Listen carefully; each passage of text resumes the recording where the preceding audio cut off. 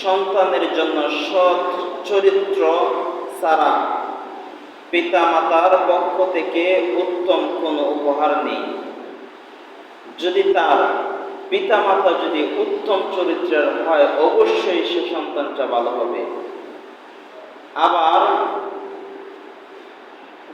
মা বাবা ভালো কিন্তু সন্তান নষ্ট হয়ে যায়, এটার কারণ হলো মা বাবার অবহেলার কারণে। মা বাবা ভালো কিন্তু অনেক সন্তান আছে খারাপ, নষ্ট হয়ে যায়, আছে না এরকম? তারা হয় কেন? ওই মা বাবার অবহেলার কারণে। আল্লাহ তাআলা কিয়ামতের দিন বলবে, তুমি তোমার সন্তানকে কিভাবে লালন পালন করেছো?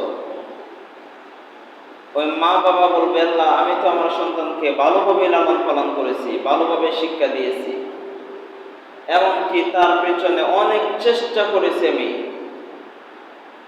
অনেক চেষ্টা করেছি। আল্লাহ বলবে কি, তুমি চেষ্টা কি জিনিস এটাই বুঝো নাই।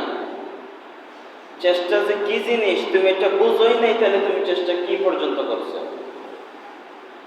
এমন ভাবে কিন্তু মা বাবা আসামি হয়ে যাবে, ভালো হলেও মা বাবা আসামি হয়ে যাবে সন্তানের কারণে।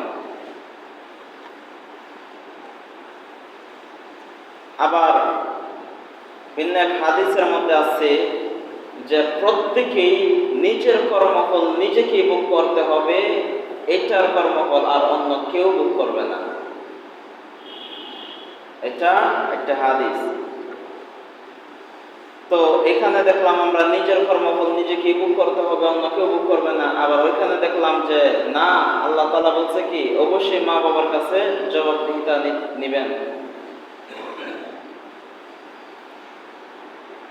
তার মানে আল্লাহ তাআলা বান্দাকে তার মা বাবার উপর একটা দায়িত্ব দিচ্ছেন।